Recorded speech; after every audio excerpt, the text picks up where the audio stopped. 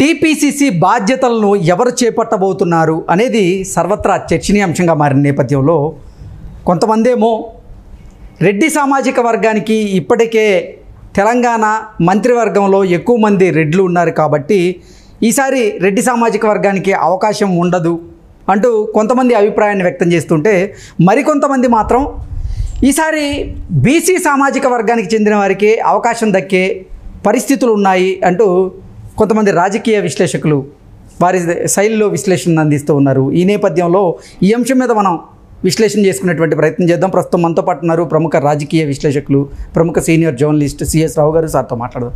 Sir నమస్తే. Sir నమస్తే. TPCC బాధ్యతలు ఎవరు చేపట్టే అవకాశం ఉంది అంటే ఏం చెప్తారు? ఒకటి ఏంటంటే ఈ నెల 27వ తారీఖుకి పీసీసీ పదవి అనేది గడువు ముగుస్తుంది రేవంత్ రెడ్డికి. సరే, ఆయన ఎలాగో ముఖ్యమంత్రి అయి ఉన్నాడు కాబట్టి ఖచ్చితంగా 2 పదవుల్ని ఎక్కువ కాలం ఎవరికి ఇవ్వరు. సరే, ఇప్పుడు ప్రస్తుతానికి అయితే ఆయన 2 పదవుల్ని లాక్కొస్తూ ఉన్నారు. 27వ తారీఖు ఆయనకి అయిపోతుంది. 3 సంవత్సరాల పాటు విజయవంతంగా ఆయన పీసీసీ అధ్యక్షుడిగా చేసినటువంటి పరిస్థితి. దాంతో కొత్త అధ్యక్షుడిని ఎంచుకోవాలి. కొత్త అధ్యక్షుడు ఎంచుకోవాలి కాబట్టి ఎవరు కొత్త అధ్యక్షుడు అనే దాని మీద చర్చ జరుగుతుంది. సో పీసీసీ అధ్యక్షుడు అనగానే అదొక క్యాబినెట్ పోస్టో లేదంటే దాన్ని ఒక ముఖ్యమంత్రి పదవిగానే భావిస్తూ ఉంటారు కాంగ్రెస్ పార్టీ వాళ్ళు. దానికి కారణం ఏంటంటే రేవంత్ రెడ్డి ఈ పోస్ట్కి ఒక పెద్ద ఫ్లేవర్ తీసుకొచ్చారు.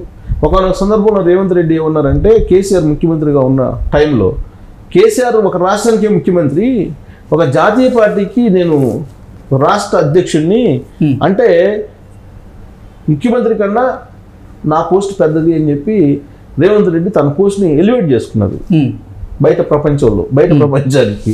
కాబట్టి ఇప్పుడు ముఖ్యమంత్రి కన్నా పెద్ద పోస్ట్గా దీన్ని భావించాలి. ఇప్పుడు రేవంత్ రెడ్డి ఉన్నటువంటి ముఖ్యమంత్రి పదవి కన్నా కూడా ఇప్పుడు తెలంగాణ పీసీసీ అధ్యక్ష పదవిని ముఖ్యమంత్రి పదవి కన్నా ఎక్కువగా భావిస్తూ ఉంటారు. భావించాలి, ఆయన చెప్పారు కాబట్టి భావించాలి. అంత పెద్ద పోస్ట్కి, అంత ప్రాముఖ్యత ఉన్నటువంటి పోస్ట్కి ఖచ్చితంగా కాంపిటీషన్ ఉంటుంది. ఇప్పుడు రేవంత్ రెడ్డికి పీసీసీ అధ్యక్ష ఇచ్చేటప్పుడు చాలా మంది వ్యతిరేకించారు. ఆయనకి ఇవ్వడానికి దాదాపు సంవత్సరం పాటు రకరకాల కసరత్తు జరిగింది. ఈక్వేషన్స్ కసరత్తులు చాలా చేసి లాస్ట్కి ఎట్టకేలకు ఆయనకి ఇచ్చిన తర్వాత మళ్ళీ అదొక రచ్చ, అదొక లాబింగ్ అని కూడా అప్పట్లో అదొక లాబింగ్, ఏదో 50 కోట్లు 25 కోట్లు ఆయనకి ఠాగూర్కి ఇచ్చాడని రకరకాల ఆరోపణలు వచ్చినాయి. తర్వాత సైకిల్ కాంగ్రెస్ చేశారని రకరకాల ఆరోపణలు వచ్చినాయి. సరే, అవన్నీ అయిపోయినాయి. ఎట్టకేలకు రేవంత్ రెడ్డి విజయవంతంగా పీసీసీ అధ్యక్ష పదవిని నిర్వహించి ఆయన ముఖ్యమంత్రి అయ్యారు. ఇప్పుడు ఆ పదవిని ఎవరు తీసుకోవాలి అనే దాని మీద ప్రతి వాళ్ళు ఆశిస్తున్నారు. డిప్యూటీ సీఎంగా ఉన్నటువంటి బట్టి విక్రమార్క ఆశిస్తూ ఉన్నాడు. కర్ణాటక ఈక్వేషన్ ఇక్కడ కూడా అమలు చేయండి, అక్కడ ఈక్వేషన్ డిప్యూటీ సీఎం పీసీసీ 2 శివకుమార్కి ఉన్నాయి కాబట్టి ఇక్కడ కూడా నేను డిప్యూటీ సీఎం ఉన్నాను కాబట్టి నాకే పీసీసీ ఇవ్వండి అని చెప్పి బట్టి విక్రమార్క లాబింగ్ చేస్తున్నారు.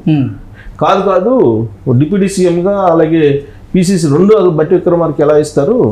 ఆయనేమో ఎస్సీ మాలా సామాజిక వర్గం, ఇక్కడ తెలంగాణలో ఏమో మాదిగ సామాజిక వర్గానికి ప్రాధాన్యత ఇవ్వాలి కాబట్టి మాదిగ సామాజిక వర్గానికి తనకి ఇవ్వండి అని చెప్పి మాజీ డిప్యూటీ సీఎంగా చేసినట్టు దామోదర రాజనరసింహ కోరుతున్నారు. ఆయన యాంగిల్లో ఆయన లాబింగ్ నడుపుతున్నారు. సామాజిక ఈక్వేషన్లో మాకు ఇవ్వాలి అని చెప్పి ఆయన సీనియర్ పొలిటీషియన్, కాంగ్రెస్ పార్టీ లో సీనియర్. సో ఆయన నాకు ఇవ్వాలి పీసీసీ అధ్యక్ష పదవి అని చెప్పి ఆయన కోరుతున్నారు. బీసీలు కోరుతున్నారు. మళ్ళీ బీసీలకి ఇస్తే ఎవరికి ఇవ్వాలి? బీసీలకి గౌడ్లకి ఇవ్వాలా, యాదవులకి ఇవ్వాలా? మళ్ళీ బీసీల్లో ఇదొక ఇది. సో తెలంగాణలో గౌడ్లు ఎక్కువ ఉన్నారు కాబట్టి గౌడ సామాజిక వర్గానికి ఇవ్వాలి, బీసీలకి పెద్దపేట వేయాలి అనేది వాళ్ళ ఈక్వేషన్. కాదు అసలు ఇది కాదు, మేము సీనియర్స్గా ఎప్పటి నుంచో ఉన్నాం, పార్టీని కాపాడుతున్నాం, పార్టీని అధికారంలో తీసుకురావడానికి మేము కీలక పాత్ర పోషించాం రెడ్డి సామాజిక వర్గం కాబట్టి రెడ్డి సామాజిక వర్గానికే ఇవ్వాలి అని చెప్పేసి కోరుతూ అసలు వివాద రహితంగా ఉన్నటువంటి తర్వాత విజయవంతంగా పార్టీని నడిపించిన దాదాపు 5 సంవత్సరాల పైగా పీసీసీ అధ్యక్షుడు పదవి చేసినప్పటికి కూడా ఎక్కడ ఆరోపణలు లేకుండా చేసినటువంటి ఉత్తమ్ కుమార్ రెడ్డిని మళ్ళా పీసీసీ అధ్యక్షుని చేయాలనేది ఇంకొక వాదన వినిపిస్తుంది. అసలు ఇవన్నీ కాదు, పెద్ద మనిషి తరహాలో జానారెడ్డి ఉంటాడు, జానారెడ్డికి ఇస్తే పోద్ది అని చెప్పి ఇంకొకరు. కాదు ఎప్పటి నుంచో నేను పీసీసీ అధ్యక్ష పదవికి పోటీ పడుతున్నాను, రేవంత్ రెడ్డి పీసీసీ అధ్యక్ష పదవికి పోటీ పడినప్పుడే నాకు ఇవ్వాల్సింది, నేను మిస్ అయ్యాను కాబట్టి ఈసారి నాకు ఇవ్వండి అని చెప్పి ఉత్తమ్ కుమార్ రెడ్డి ఈయన కోమటిరెడ్డి వెంకటరెడ్డి ఆయన యాంగిల్లో ఆయన డిమాండ్ చేస్తున్నారు. ఇవన్నీ కాదు అసలు పార్టీకి నేను సేవలు అందించాను అంటూ విహెచ్ గారు, ఇవన్నీ కాదు అసలు మొత్తం అందరికన్నా నేను సీనియర్ మోస్ట్ని, బీసీని, కాబట్టి నాకు ఇవ్వండి అని చెప్పి విహెచ్ కోరుతున్నారు. సో ఇలా ఆస్పిరెంట్స్ బోల్డ్ అంతమంది ఉన్నారు కాంగ్రెస్ పార్టీలో. ఏ పదవికైనా కాంగ్రెస్ పార్టీలో చాలా మంది ఆస్పిరెంట్స్ ఉంటారు. ఇవన్నీ కాదు అసలు యంగ్స్టర్ యూత్ కావాలి, నాకు యూత్ కోటాలో నాకు ఇవ్వండి అని చెప్పి అద్దంకి దయాకర్ కోరుతున్నారు. సో ఇలా రకరకాలు ఎవరి ఆస్పిరెంట్స్ వాళ్ళకు ఉన్నాయి. అయితే ఏఐసిసి యాంగిల్ ఒక రకంగా ఉంటుంది. ఏఐసిసి యాంగిల్ ఇప్పుడు కూడా వాళ్ళు విధేయతకి ఫస్ట్ ప్రయారిటీ ఇస్తారు. విధేయత, ఆ తర్వాత టాలెంట్. ఫస్ట్ విధేయతే, టాలెంట్, సామాజిక వర్గం. ఇది వాళ్ళు తీసుకునేటువంటి ఈక్వేషన్. ఆ ఈక్వేషన్ తీసుకుంటే కనుక అసలు ఇప్పుడు కమ్మ సామాజిక వర్గానికి ప్రాధాన్యత లేదు కాబట్టి పిసిసి అధ్యక్ష పదవి కమ్మ సామాజిక వర్గానికి ఇవ్వండి, నేను విధేయుడిగా ఉన్నాను అని చెప్పి కుసుమ్ కుమార్ పోటీ పడుతున్నాడు. పార్టీలో నేను ఎప్పటి నుంచో ఉన్నాను, మీరు ఏ పదవులు ఇవ్వకపోయినప్పటికీ ఇటీవల రాజ్యసభ ఇస్తారనుకున్నాను, అది ఇవ్వలేదు. తర్వాత ఎమ్మెల్సీఓ ఏదైనా ఇస్తారు, మంత్రివర్గంలో తీసుకుంటారు అనుకున్నాను, అది ఇవ్వలేదు. కాబట్టి విధేయుడిగా ఉన్నాను కాబట్టి ఆ విధేయత, సామాజిక వర్గ ఈక్వేషన్ నాకే ఉన్నాయి కాబట్టి నాకే ఇవ్వండి అని చెప్పి కుసుమ్ కుమార్ ఆయన ప్రయత్నాలు ఆయన చేస్తున్నారు. కాకపోతే ఏఐసిసి ఎవరికి ఇస్తుంది అని అంటే కాంగ్రెస్ పార్టీలో ఆ రాష్ట్రాల్లో ఉండేటువంటి ప్రధాన సామాజిక వర్గాలు ఏంటి, ఇన్ఫ్లుయెన్స్ చేసేటువంటి సామాజిక వర్గాలు ఏంటి, విధేయతగా ఉండేటువంటి లీడర్లు ఎవరు, ఇలాంటివన్నీ చూస్తూ ఉంటారు. దాంతోపాటు సీనియారిటీని కూడా చూస్తారు. ప్రధానంగా కాంగ్రెస్ పార్టీలో చూసుకుంటే పోస్టులు, కీలకమైన పోస్టులు ఏంటి, ఎన్నికల సమయంలో కానీ ఎన్నికల తర్వాత కానీ సీఎం, పిసిసి అధ్యక్షుడు, తర్వాత అది మన ప్రచార కమిటీ చైర్మన్, ఇవే కదా ఇంపార్టెంట్. ప్రచార కమిటీ చైర్మన్ ఇవి ఇంపార్టెంట్. తర్వాత సిఎల్పి లీడరు, ఇవే కదా ఇంపార్టెంట్. సిఎల్పి లీడర్ ఇప్పుడు సీఎం అయ్యాడు అనుకోండి మామూలుగా. ఈ 4 ఇంపార్టెంట్ రూల్ ఉంటాయి. అందుకు గతంలో సిఎల్పి లీడర్గా బట్టి విక్రమార్క ఉన్నాడు కదా ప్రతిపక్షంలో ఉన్నప్పుడు. సో కాబట్టి ఇప్పుడు ప్రచార కమిటీ చైర్మన్గా మధు యాష్కి గౌడ్ ఉన్నాడు ఎన్నికల సమయం ఎన్నికలప్పుడు. సో ప్రచార కమిటీ చైర్మన్ తర్వాత పిసిసి అధ్యక్షుడు ఇద్దరు ప్యారలల్గా వెళ్తూ ఉండాలి మామూలుగా. సో కాబట్టి అలా ప్యారలల్గా వెళ్ళలేక వెనకబడ్డాడు మధు యాష్కి, రేవంత్ రెడ్డి తోటి ప్యారలల్గా వెళ్ళలేక. దానికి కారణం ఏంటంటే రకరకాలు చెప్తూ ఉంటారు. కానీ ఇప్పుడు మాత్రం పిసిసి అధ్యక్ష పదవి బీసీలకు ఇవ్వాలి, అది కూడా మధు యాష్కి గౌడ్కి ఇవ్వాలి అనేది ఆయన అనుచరులు ఆయన కూడా కోరుతున్నారు. ఆయనేమో రాహుల్ గాంధీ కోర్ టీంలో మెంబరు అని చెప్పి అంటూ ఉంటారు. అది నిజం అవుద్దో తెలియదు. సో ఆయనేమో నిజం అంటూ ఉంటారు ఆయన అభిమానులు.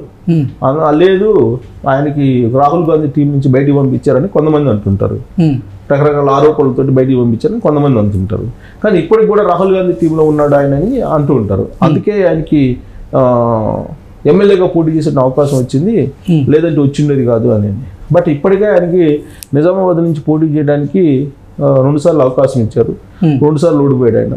మళ్ళా మొన్న అసెంబ్లీ ఎలక్షన్లో ఎల్బీ నగర్ ఇచ్చారు, అక్కడ ఓడిపోయారు. కాబట్టి ఇన్ని అవకాశాలు ఇచ్చారు కాబట్టి మధు యాష్కి గౌడ్కి కాకుండా తనకి ఇవ్వాలని చెప్పేసి ఇప్పుడు వర్కింగ్ ప్రెసిడెంట్గా ఉన్న మహేష్ కుమార్ గౌడ్ అడుగుతున్నారు. సో ఇప్పుడు ఎవరికి ఇవ్వాలి అనే దాని మీద చేస్తే కనుక ఒకటి మాత్రం కన్ఫర్మ్ మనం చేసుకోవచ్చు. ఇప్పుడు ముఖ్యమంత్రిగా రెడ్డి సామాజిక వర్గం ఉన్నారు కాబట్టి అదర్ దాన్ రెడ్డి సామాజిక వర్గానికి అయితే పిసిసి అధ్యక్ష పదవి ఇచ్చే అవకాశం ఉంది. పూర్వం ఈక్వేషన్ చూస్తే ఇప్పుడు రాజశేఖర రెడ్డి సీఎంగా ఉన్నప్పుడు డి శ్రీనివాస్ పిసిసి అధ్యక్షుడిగా ఉన్నాడు. కొన్ని రోజుల పాటు బొత్స సత్యనారాయణ ఉన్నాడు. సో అలా రెడ్డి సామాజిక వర్గం ముఖ్యమంత్రిగా ఉన్నారు కాబట్టి రెడ్డేతర సామాజిక వర్గం పిసిసికి వస్తుంది. కాబట్టి పిసిసి ఇప్పుడు రెడ్డేతర సామాజిక వర్గం కనుక తీసుకుంటే ఫస్ట్ ఇచ్చేది బీసీలకు ఇస్తారు. సో బీసీలకు ఇచ్చేటువంటి అవకాశం ఉంది.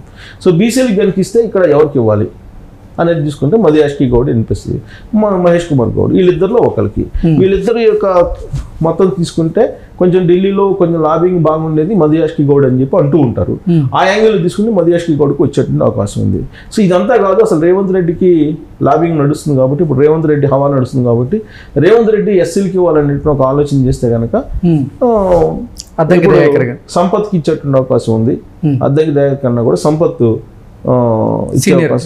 ఇచ్చే అవకాశం, కానీ అది నెరవేరకపోవచ్చు. ఎందుకంటే దక్షిణ తెలంగాణకి ముఖ్యమంత్రి పిసిసి 2 ఇస్తే ఉత్తర తెలంగాణ వాళ్ళు ఒప్పుకోరు. సో ఇవన్నీ ఈక్వేషన్స్ ఉన్నాయి కాబట్టి బీసీలుగా ఉండేటువంటి మధు యాష్కి గౌడ్కి ఫస్ట్ ప్రయారిటీ ఉంటుంది. సెకండ్ మహేష్ కుమార్ గౌడ్ వర్కింగ్ ప్రెసిడెంట్గా ఉన్నటువంటి ఆయనకి అవకాశం ఉంటుంది. వీళ్ళిద్దరిలో ఒకరికి వచ్చేటువంటి అవకాశం కనిపిస్తుంది. Okay sir, thank you so much.